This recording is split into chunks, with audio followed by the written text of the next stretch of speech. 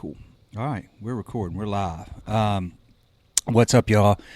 So here we are, second episode today of our new series, and we're speaking with folks about what is going on right now with this virus, and we're talking to chefs and owners around the country about what's been happening, what's going on now, where they see things going, and just what's on their mind. So right now we've got Van Nolintha on the phone, and he's been on the podcast before. He's been in our film series. He's been in our book. He's a friend. He's somebody we respect and admire more than words can express, and he's always a source of calm and thought and intention and care and love and passion for this business and the people he serves and the community he serves.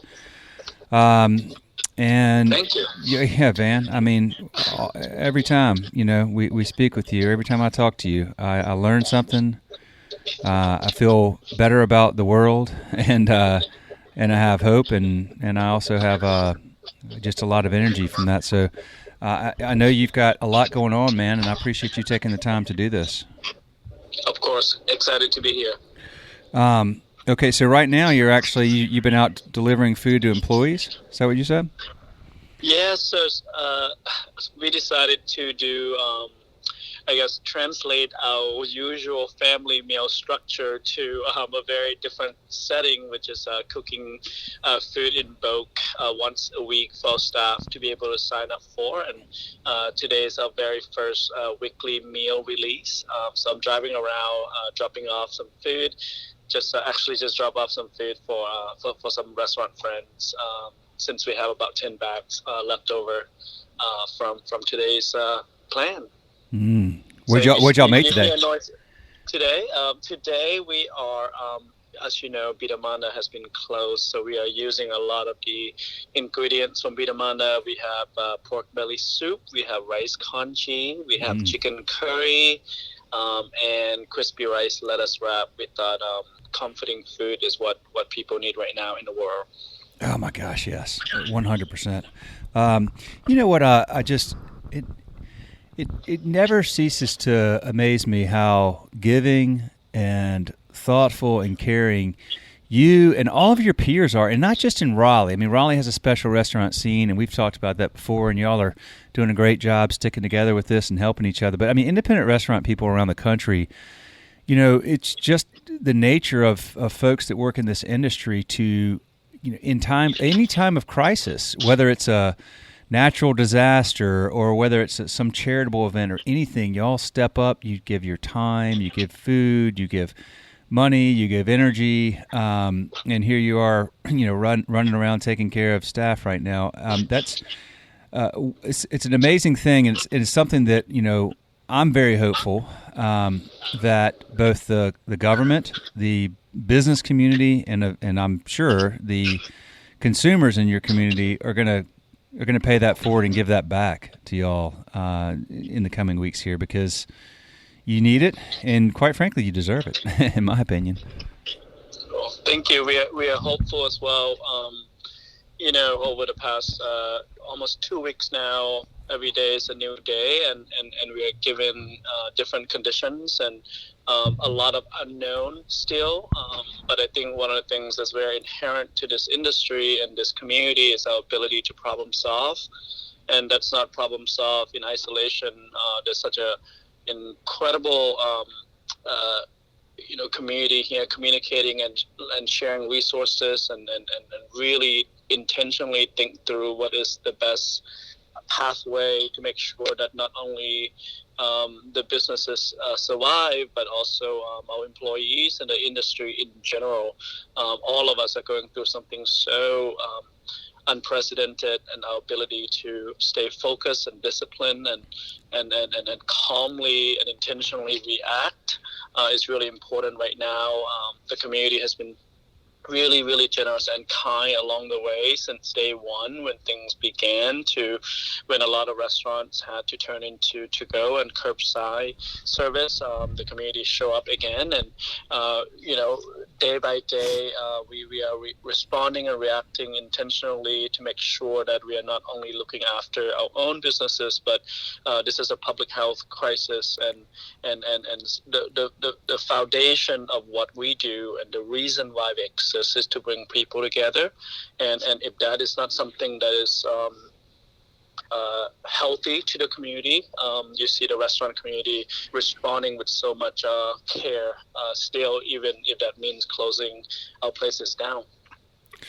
Well, you all are all having to close all around the country through something that's no fault of your own, that's unprecedented. There's no playbook for this. I've just been blown away at the, I follow kind of everybody on Instagram, and I talk to a lot of y'all on occasion, or text or whatever. The creativity that's coming out of this, the ingenuity, is amazing. I'm sure that y'all will probably come back and once everything's up and running again, I would imagine you will have learned a lot from this. That's probably not just sort of the playbook for hopefully this never happens again, but were it to. But Yeah. Are you learning from things from this that will change the way you do business going forward? Well, let's go back a little bit to what you said earlier.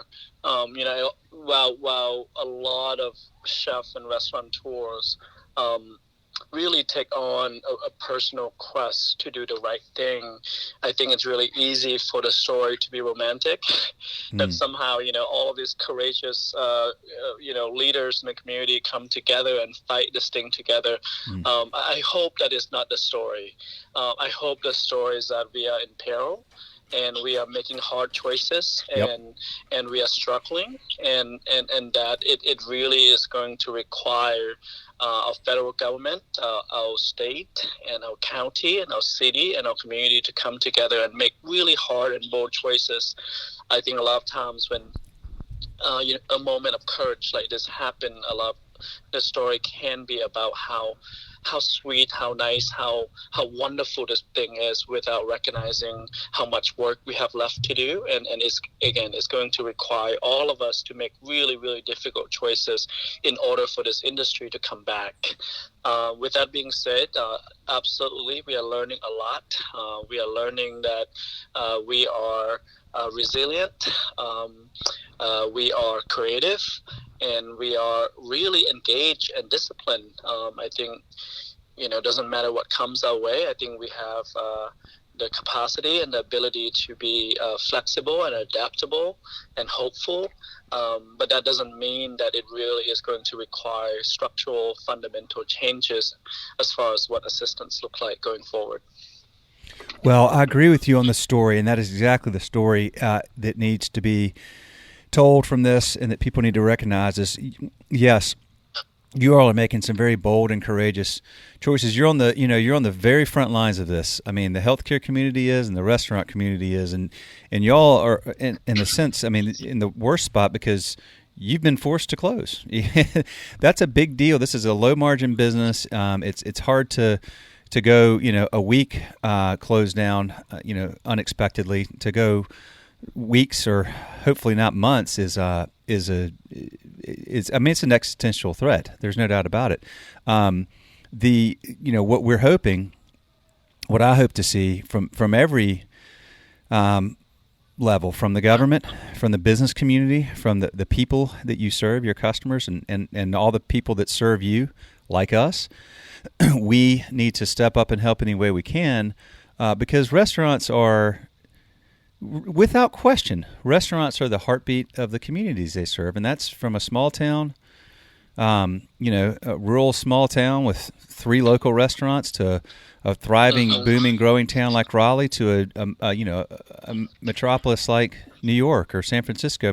That's where we go to congregate, to share our, with our friends, with our family, with our business colleagues, with other members of our community. It's where we go to celebrate. It's where we go to mourn. It's where we go when we want genuine, warm, non-scripted, thoughtful hospitality. We want it where we know the owner, where we know the team, and y'all, and this phrase has been going around, or this hashtag or whatever on social media, which I love, which is too small to fail.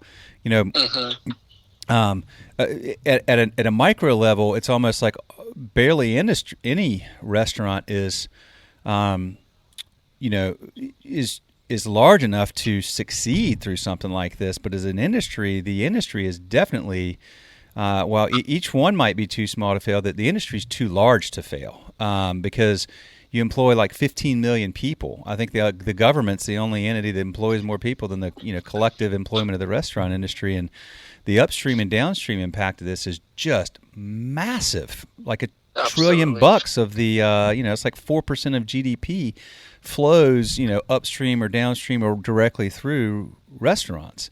So I hope this thing. I know they're working on this thing now today. As folks were talking, it's Wednesday, and you all have been great in the Raleigh community as always. You're ahead of this and leading with being active and calling on people to call Congress and call their senators, and you're on social media. What's the latest that you're hearing like today, right now?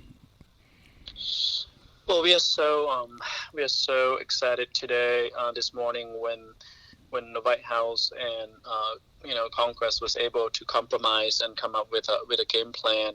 I think now it's a matter of wanting to make sure that the House pass the bill and pass it quickly. The sense of urgency is something that it's almost incomprehensible unless you are in the industry. For an industry that demand a really quick cash movements, something like this that is so abrupt can really crush a restaurant within a matter of days. And doesn't matter how well you're doing, so much of our expenses depends on the ongoing income. So I think we are seeing a matter of 7 days before a lot of folks won't be able to return. And we know that there has to be monumental assistance coming, and we begin to see that. But even if those assistance are here, not many places are going to be able to survive until then. So that is on just the economics of it alone, and that's not even considering what's happening to the workforce, right? We have a lot of folks, front of house and back of house, that really depend, their livelihood depends on that paycheck, and when it's cut off so abruptly, again, we know the assistance is going to come, but are we talking about 2 weeks from now, or are we talking about 4 weeks from now? And the difference between assistance coming in 2 weeks and 4 weeks really can cause a lifetime of suffering, and there will be a lot of things that is not going to be reversible. And I think the ability to act promptly and thoughtfully and collectively is going to be very important coming from the government right now. What are you getting a sense? Is it direct aid? Is it loans? Is it a combination of both? What do you all need? I mean, I feel like direct aid. I mean, loans are fine, but once again, because you've been forced to shut down, it seems to me that direct payments to help the business get through this, maybe with an additional loan or something like that. I don't know. What would be most useful? Without a doubt, direct pay in a form of grant would be, the ideal scenario. But we know that's not likely, and especially if this is going to be a bipartisan decision, or at least bill, then both parties are going to have to compromise, and we know that most likely this is going to be in a form of a loan, and hopefully that the interest rate is low, and that the payment is over a long period of time, that it functions like a grant, but infrastructurally it acts like a loan. But the issue with a loan, even if the terms are really, really good, is that we are hoping that the infrastructure within the SBA process advances quick enough that we, right now, just navigating the current unemployment system, it's a nightmare. And when we have a community that's already in a state of panic, engaging with the only lifeline that they have that is not made to address this type of crisis it's really, really frustrating. So we hope that, we hope that the bill gets passed. And I think that's a good start. Let me remind everyone that, even the $2 trillion that's coming, that's a good start. Yeah. In proportion to what, the scale of this moment economically. And so we hope that it gets passed quickly within a matter of hours, and then we are hoping that there's an infrastructure that is put in place so that these businesses and employees can really thoughtfully and urgently navigate that system, because again we are talking about 2 weeks or 4 weeks before that check is coming, because at the end of the day it doesn't matter when the bill is passed. We are talking about a matter of days before people need that check in order to survive and feed themselves and their family. What are you seeing from, I was mentioning earlier, the upstream and downstream. And so if restaurants can't operate, then they can't pay their lease. Then the landlord can't pay the mortgage. Then the institutional investors that have packaged up these mortgages, and now you've got retirees who have their retirement money invested in this stuff start to suffer. So, it's just a huge, I hope people really understand that this is not just y'all that's impacted. It's our entire economy. Exactly. There's hundreds of thousands of restaurants, and if they're all closed and can't pay their lease, then all of a sudden there's a whole lot of landlords around the country that are having problems, and so on and so forth. So, what are you seeing now, though, from the people that you pay money to, are landlords and other folks that y'all have to, you have so many expenses you have every month. It's amazing the amount of expenses a restaurant have. Are people, for the most part, being forgiving and working with you and being creative as well and trying to find ways to bridge the gap? Absolutely. I think we see that type of flexibility across the board. We have 3 different landlords, and we have 2 that immediately reach out and say, don't worry about it, we'll figure it out. We're still waiting to hear from one more. So yeah, I think we see the one-on-one, the individual business-to-business type of support all across the spectrum. I think there's something, I think it's moving back and forth between like what can we do individually to survive, switching from that mode to what do we need to do in order for the industry to survive. Like, this is that one moment that chef and restaurateurs need to really, I think that one of the things that's so inherent to being an entrepreneur and being a business owner in our industry is that, when there's a problem, we just raise our hand and say, I'm going to figure it out. I'm going to solve the problem. I'm going to bend and mold and really figure this out. This is not that time. The reason why we have this coalitions happening is that we realize that it is a mistake if we try to problem solve one at a time individually, because that is not going to last but a couple of weeks. In order for us to truly be able to come back as an industry, that our teams are able to thrive again, that we are able to care for the community again, and our vendors and farmers and fishermen are able to find work again, this cannot be an individual quest. So yes, we are postponing and calling everyone and delaying our all of expenses, but this has to be a structural process, and I'm so grateful, and I think we are lucky to have the kind of culture within our food industry that collective effort is a norm. It's not something unusual. Well, what is the organization that y'all have been really promoting, and it's a wonderful organization that's been started here recently? Was it saverestaurants.co? Is that where should people check that out? Am I getting the right URL? Yeah, definitely saverestaurants.co, and it's a independent restaurant coalition. It's a grassroots attempt to really combine all of our wisdoms and relationships and have a collective voice to represent our industry that is made up of so many hearts and souls and passions, and we just don't have that representation.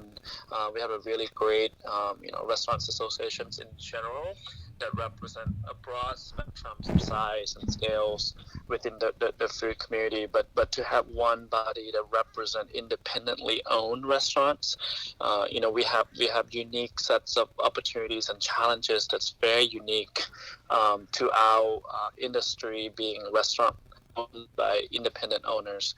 So we are really grateful that it is being formed and is very productive and effective. So everyone definitely check it out. Yeah, absolutely. I've been really impressed with all the communication that's come across, and the social media with that effort has been very effective, I think. So, well, that's awesome. Well, look. Oh, and by the way, we're I think y'all typically prepay for the year for schedule fly. I don't know where your stuff is, but of course, it's on us for now. Oh yeah, man. I mean, because here's the thing, Van, I got to tell you, to be perfectly honest, man, I've had the phones since, I get the phones when I'm in town or whatever, and I've had them for the last couple of weeks. And I asked Hank to do the phones today. I wanted to do some of these podcasts, and I'll be honest, man, I just needed a break from the phones because it's been really tough. Every single phone call all day long has been, what do we do? We're closing our doors. We don't know how long, and we don't want to cancel schedule fly, but we can't afford the $40 right now, whatever. And we've just said, look, okay, here's the deal. We're stopping your billing now, immediately, but we're not turning off your site because we think that mental health is a huge. It's already a topic we were beginning to address in the industry. Now you add something like this in there, it's a huge issue, and people are at home. It's already hard enough for everybody being isolated, and you throw in the fact that you've just lost your job, you don't know what's happening with your entire industry, much less your employer. Mental health is a big deal right now, and we take that very seriously, and so we want people to be able to use our platform to stay engaged and communicate so that you guys can keep your staff updated. You can broadcast emails, texts, on the message wall. They can still log in. People can stay virtually connected. And we never thought of schedule flies being something like that. But we've always, it's always been a good communication. But right now, I think it's like, we would not turn anybody off for any reason. So I hope that y'all are able to leverage it for that, because I think that's such an important part. And I know you've got other communication channels going, I'm sure, internally, but use our platform as much as you can, man. Thank you, Will. Well, what else do you want people to know? I know you're busy, and I want to let you go, but what should people that are listening do? We mentioned saverestaurants.co.